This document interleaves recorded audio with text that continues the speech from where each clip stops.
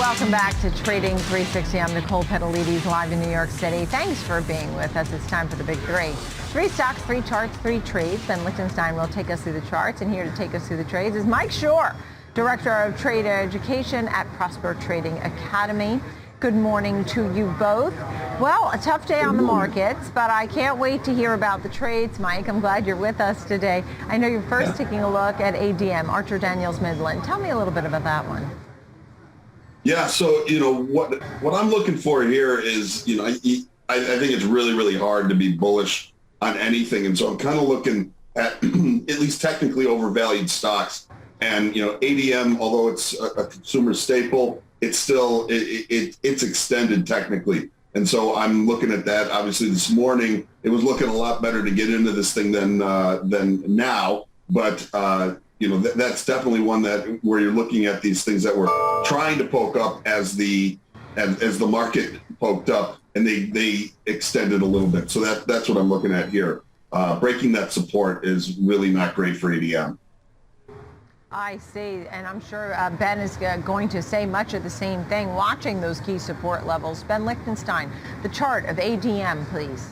Yeah, I am watching. Good morning, guys. Some of the selling we've seen, and it isn't great, but we are approaching a key level where if we were to find some support, this could be on a longer term, a decent bullish stance here, a position to kind of find yourself in. So let's just begin with the hourly time frame here. Actually, I have the 30 in this instance. And again here, we're talking about some of the weakness that's come into play here as of recent. You can see, the move recently from 91 over the last couple weeks down to 79 is just part of the bigger picture move that we've seen from 98. Off of, again, highs that we saw back in April or May of last year. And I do want to point out that we have the 50-day moving average, we're still below the 50-day moving average, but above the 200-day. And what I really started to focus on was the weekly time frame, because when you dive into the weekly, you'll see, again, that basically we've tested this lower extreme of range that we've been in. This market has been, or this stock has been in a trend environment to the upside. And if we could regain composure at this lower extreme right now, we could possibly find some support here and build a balance area near these highs. Yeah, and at this point now, I want to hear about your trade, Mike, how you're feeling about this trade. Yeah, so, what's nice with this is, we do have a nice, at least flat curve where we're not, so I'm not looking for ADM just to crater to zero, but a slow moving, as, my adage goes that, first you sell what you have and then you have to sell what you have to.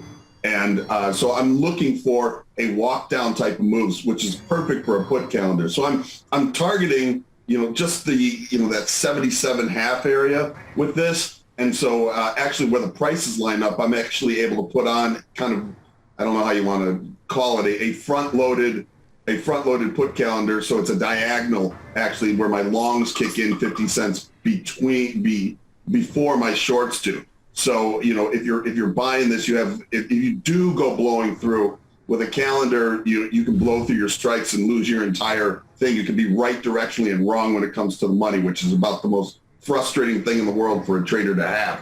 But here you kind of have that embedded 50 cents in there. And if you're getting in for that area, at least this morning where you're able to get in, you almost have a break-even trade on a complete capitulation. So playing with that high short-term implied volatility, buying the low, and as that starts to work for you, that implied volatility actually is going to work in your favor, being long the longer dated puts. Yeah, understood. You and Jay Powell front loading, and this one on the trades and selling what you have to. When you looking into July here, being somewhat bearish. Ben, what do you think of that? I like it. Again, it does have potential to see some pullback here, but as mentioned here, we're kind of probing lower here off those recent highs. I think if we could find a bit of a consolidation here, if we could balance out above the $79 level, ultimately, as long as we hold above 62, 64-ish, I think the trend environment we've been seeing to the upside is still intact. This one, broader based here relative to the, or compared to the broader based market, this one's fared pretty well. Yeah, understood. Okay, let's get to the next one, and we're looking at semis, and there are a lot of folks out there even shorting the tech group. The tech group is down over 30% from the highs, more so 33, 34%. semiconductors, looking at onsemi in particular, Mike, what jumps out at you here? Yeah, so this is one of those where ON actually was performing quite well compared to your AMDs and NVIDIA. So, in a bullish scenario, I'd be really all bulled up for ON if I were bullish semiconductors. I think we've proven to ourselves, at least for the relative short term, that that's not a great stance to take. So ON, when looking at its peers, seems to be overvalued technically. And so I'm looking at that for another downside play for something that, yes, we're down 30%, but this is an overvalued, or at least technically, name in that sector. So, as opposed to trying to sell new lows, finding something that has been a little bit outperforming its peers and is going to get thrown out with the bathwater too. Oh, so it didn't get hit yet is basically the concept that somehow it navigated through, but yeah, go ahead. It did today. It's down 7.25%. So I was already embedding that in when I was putting this together this morning. I really don't think that we're going to catch this one, but that's the way it goes. Yeah, I understand. I understand what you're saying, and had we done this a few hours ago, we could have already made 7% to the downside if you were betting short. Yeah. Ben, your thoughts? A stock that's coming under pressure here, but relatively contained at this point still, and similar to what we were just talking about in terms of ADM. If we could find a bit of a bottom here in terms of a longer-term play, this could be an interesting stock to watch over the next couple of weeks. You're actually still looking at ADM there, but if you pull up ticker symbol ON, you'll see that we've been in a bit of a range from 72 down to 52. And for the most part, again, that's what I was talking about, kind of contained in this area. Now, that's basically going back to, I'm looking at since the beginning of this year, but it actually goes all the way back to, there you can see on the daily time frame, that range we're looking at up above 50, below 70 since the end of October, essentially last fall. Now, a stock that's been trending higher. You can see the well-defined areas of migration of value there. Again, 3 separate areas of consolidation that formed at higher and higher levels. And then even if you look at the weekly time frame, you'll see a very similar pattern. Now, see, you're nearing that lower extreme of the range that we've been in. Again, 75 down to 50. If we could find support here, as long as we hold up above, I'll call it 44.60. Ultimately, I wouldn't want to see it below 40, but as long as we can hold up above some key support down below, this could be, again, a longer-term buy opportunity if we could just find a bottom here. Again, if we could somehow get a little bit overdone to the downside here, maybe not yet, maybe the lower extreme being 50. We're only at 53.67 right now. There you can see, again, the daily time frame. This is that lower extreme I'm looking at. Yeah, understood. And what's interesting is that, Mike, to your point, I was just looking at onsemi versus the SMH or the SOX. I mean, onsemi year-to-date's down about 20%. And you look at SMH and the SOX, and that's down, each of those is down more than 30%. Ben's actually looking at long-term opportunities maybe. Do you think there could be another leg down at some point here, even for tech overall, Mike? Yeah, I do. Of course, as a trade, what I'm looking at with ON is that it right now, it's actually reaching it right now, right at that 54 level. I was looking up at it this morning at more like 56.5, but we've gone down from that. I mean, I'm long-term, there's a difference between an investing trade or an investment and a trade. This is a trade for, 2 weeks or something like that. So I'm going to play that quickly. But in general, I think you'd be kind of, yeah, I hear you. Yeah, understood. All right.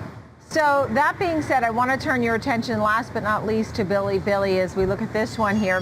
It is to the downside, down about 4%, but it has had some good news in that it's had more paying users, but at the same time needs some cost controls according to some of the analysts. What are you thinking here for Billy, Mike?